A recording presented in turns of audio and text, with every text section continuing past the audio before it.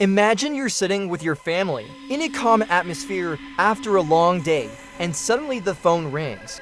You answer and hear a strange voice. Not just the tone of the voice is weird, no. The things it says are even worse. It knows your name, it knows your movements. It asks you about specific details that no one could possibly know. And every word it says freezes your blood more than the one before. The story we're telling today, guys, is not about a ghost or a myth. It's a true story, documented with official calls. And its owner is still alive. And what happened to him wasn't just a prank call. What happened to him lasted over 31 years of mystery, threats, and voices from another world. Put on your headphones, turn off the room light, and get ready. Because you're about to enter one of the strangest cases that terrified America. The story of Gary Sudbrink and the 4 calls that changed everything.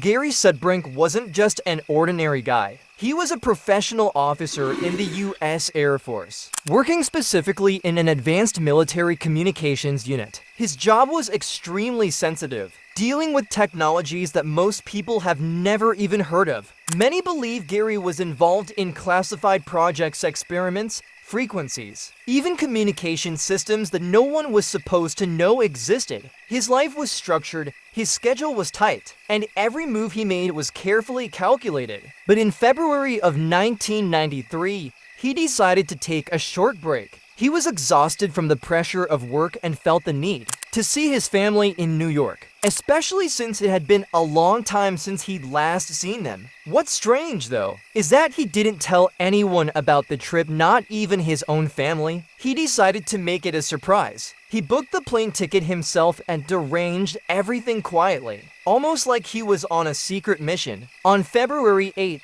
he headed to the airport in Texas, ready to travel. And that's when the first signs of weirdness began. While he was waiting in the terminal, a strange man approached him and casually asked, "What state are you headed to?" Gary was confused and immediately felt uneasy. How did this guy know he was traveling? Especially since he wasn't in uniform, and nothing about him gave away that he was military. There was no reason for some random person to ask him that. Gary didn't answer. He ignored him and walked away. But the weirdness didn't stop there. Once he got on the plane and took his seat, another man sat down next to him. And this one was even stranger. He started asking really personal questions about his name, where he was going, and details that were way too specific. Questions you don't ask someone you just met. Gary got uncomfortable and asked the flight attendant to handle it. And the surprise? The attendant realized that this man wasn't even in his assigned seat. He was sitting in the wrong place. They moved him back to where he actually belonged. Gary tried to brush it all off. Maybe it was just coincidence. Maybe just some weird people. He landed in New York safely, surprised his family just like he planned, and spent the first night happily with them. But while he was sitting with his family, enjoying the moment, the phone rang. Gary picked it up and said hello. And that's when the nightmare began. Gary was sitting with his family in the living room. The mood was warm, and laughter filled the air after a long absence. Everyone was enjoying the surprise he had planned for them, but they didn't know that the real surprise hadn't even started yet. At exactly 10:07 p.m., the landline phone rang. Gary, without thinking, got up and answered the call. "Hello?" Yeah. Do you want to speak to him? There's Gary Sudbrink in there. Yeah, who's this, Steven? Are you playing games with me or what? Huh? Steven, if you're playing games, I'm going to kick your... So how long are you going to be back from Texas? Huh? You're being impersonated by the other voice. Yeah, this is you, Steve.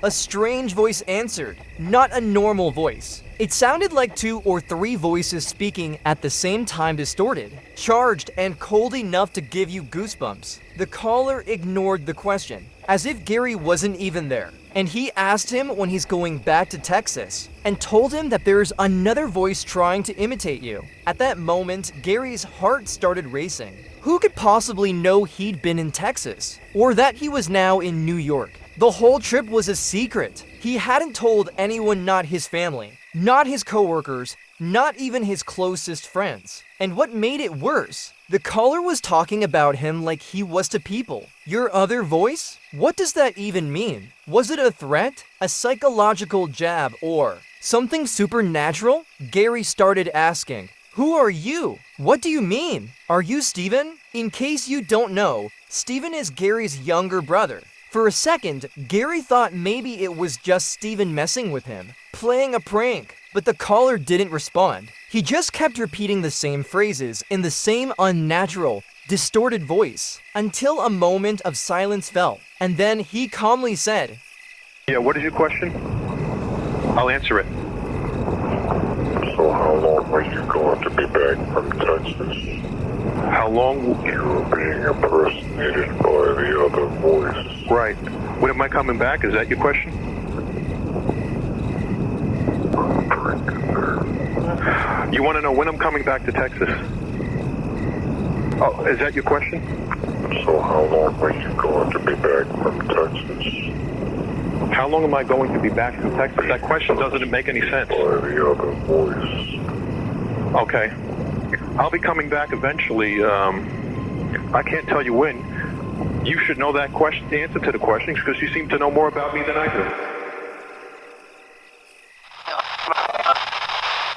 This first call lasted over 3 minutes, and toward the end, Gary lost his patience. As you heard in the original recording, he said, "If you know so much about me, why won't you just answer?" And then the call cut off. Gary stood there shocked. No one in his family could understand what just happened, but deep down, he knew this wouldn't be the last time. Now, before we get into the second call, let's go back and remember. The caller knew Gary's every move, every detail about him. Why? Because Gary never told anyone he was going to Texas, and he never told anyone he was taking a vacation to New York. That alone was terrifying enough. But what the caller said in the second call was even more disturbing. Yes, speaking.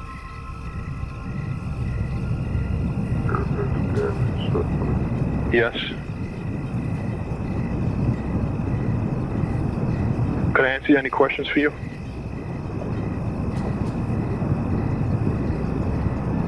Are you back from Texas? Not back yet, no. Less than an hour after that first call, while Gary was trying to brush it off, convincing himself it was just some sick prank, the phone rang again, but this time, Gary didn't hesitate. He picked up immediately. Okay, I'll be back. Excuse me?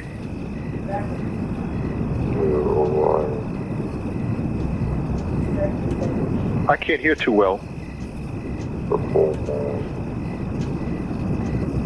Yeah, there's a full moon out. That's true. Could you identify yourself? Right from the first second, he knew the voice had changed. Same style, same repeated phrases, but the voice, it was different, smoother, calmer, and more sinister. What was strange? The caller started asking the same questions again, like he hadn't called just minutes ago. When will you be back from Texas? Do you hear your other voice? Gary stayed silent this time. Not a word. He just listened, trying to pick apart the details, analyze, understand anything. But with every passing second, that feeling weighed heavier in his chest. This wasn't some joker messing around. This was someone or something that knew every detail about him. The moment Gary's heart nearly stopped, when the caller described the room he was in perfect detail. The brown couch, the old painting on the wall, and the soft sound of the TV playing in the background. No living soul on earth could know those details unless they were right there. But there was no one else in the house. Gary immediately hung up. This time, he couldn't hold himself together. His eyes scanned the room as if expecting someone to step out of the shadows. Was someone really watching him? Or was it something worse than being watched, something on the line, but not human? The third call was almost identical to the second one. Same voice, same tone, nearly the same phrases. Nothing new was said, but it added to Gary's tension, confirming that this wasn't a coincidence. Someone was deliberately trying to keep him in a state of constant fear. So let's skip ahead to the fourth call, the one that made everything even stranger and pushed Gary's anxiety to a whole new level. Now we get to the fourth call, the one that shattered everything logic, comfort, and even Gary's own nerves. After 3 terrifying calls, all within less than 24 hours, Gary was like a zombie. No sleep, no appetite, just waiting. His family started noticing. They'd ask, "What's wrong?" He'd say, "Nothing, probably just tired from work." But he knew what was happening wasn't normal, not even close. Then came the next morning, exactly 9:17 a.m. The phone rang for the 4th time. Gary froze. He didn't rush to the phone. Something about it felt different. There was a heaviness in the air, like he was about to hear something he was never meant to hear. He picked up the receiver and said, Gary Sudbrink. Yes, that is me. We come to be within this planet. Say that again?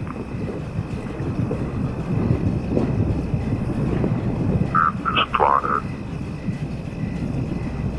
Leave?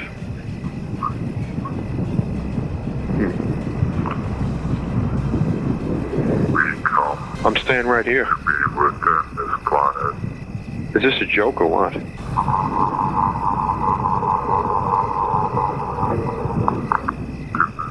many.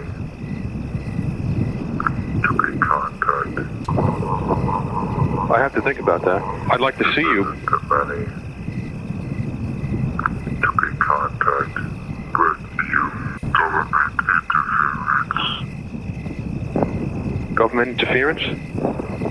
Please explain what type of interference.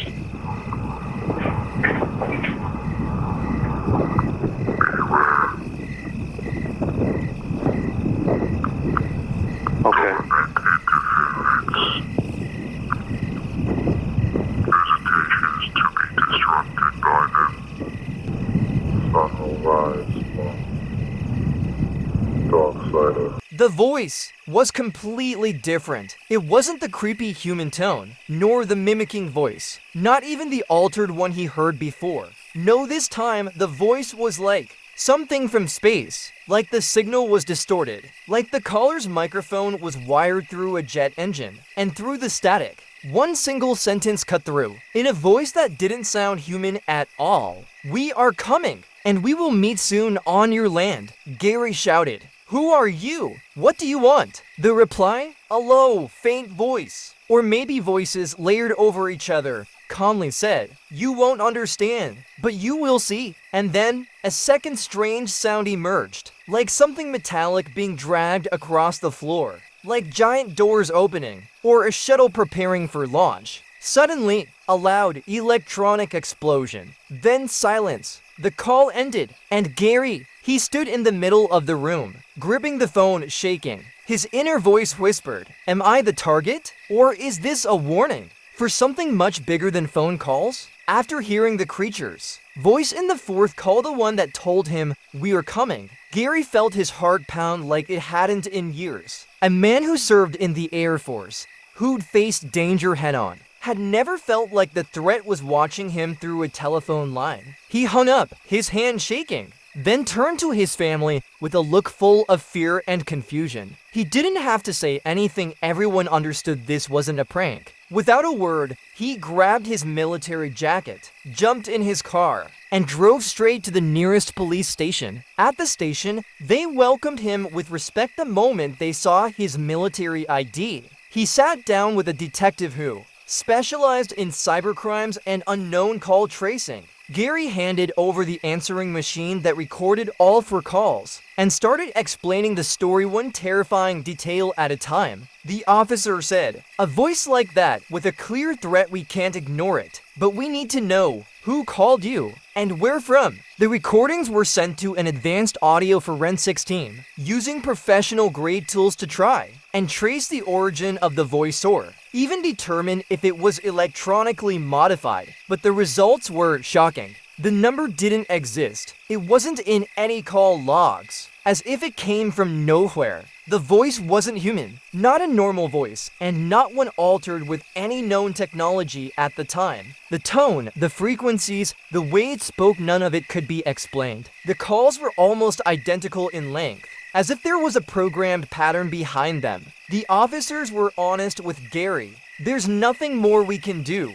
Whatever this is, it's beyond our reach." The case was officially closed with a report containing one chilling statement: identity unknown, source untraceable, threat unexplained. Gary left the police station knowing the story wasn't over. He couldn't sleep. He couldn't relax. He felt watched, like the caller would return. Or worse, maybe the caller was never just a caller, but a message from something far beyond what we can comprehend. After the recordings spread and people started hearing the calls, everyone began sharing theories and interpretations trying to explain what happened. Some people said Gary was part of a secret experiment by the US military, especially since he was an Air Force officer. They believed someone might have been testing new communication technologies or even early forms of artificial intelligence on him. Others went even further, claiming it wasn't human at all. They said it was an alien trying to communicate with humans, and it chose Gary either randomly or because he was involved in a mission connected to something extraterrestrial. Then there were those who said the whole thing was a prank by Gary himself. Maybe he was just messing with his younger brother Steven, and the whole thing spiraled out of control. Or maybe a friend of his pulled an elaborate prank using voice distortion equipment, which though rare did exist back in 1993. But the strangest part? To this day, no one has been able to confirm or deny the story completely. No one knows who the caller was, or how they knew so much about Gary, or how the voice was altered like that, or how the calls managed to reach multiple places and spread over time. In the end, my friend, Gary's story remains an unsolved mystery. Some say it was a joke, some say it was a cover-up, and some still believe that the caller was a bored alien from another planet, just trying to vent a little using a landline from the 90s. But one thing's for sure, if you get a strange call at 10 p.m. and someone asks, "When are you returning to Texas?" just hang up and go back to sleep. Maybe it's just the power company checking in. Thanks for watching, legends. Don't forget to like and subscribe if you haven't already. And before you close the video, just a little reminder. If a weird number rings you late at night, don't answer. It might just be Gary wanting to chat. Peace.